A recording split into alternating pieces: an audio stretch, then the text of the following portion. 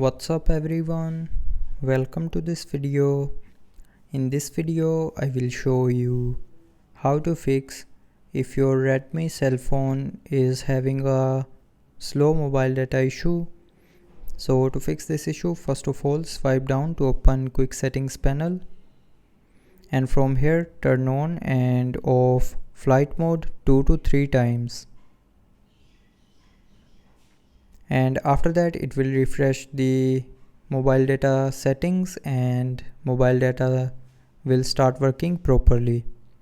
But if you are still facing the issue, then check your network. So if you are getting 3 or less than 3 bars of signals, it means your network is poor. So fix your network connection, and after that the slow mobile data issue will be fixed.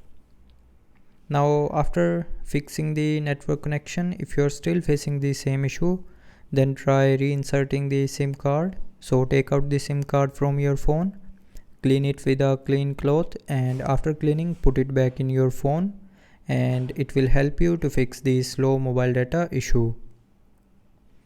But after all these solutions, if you are still facing the same issue, then the last solution is try restarting your phone.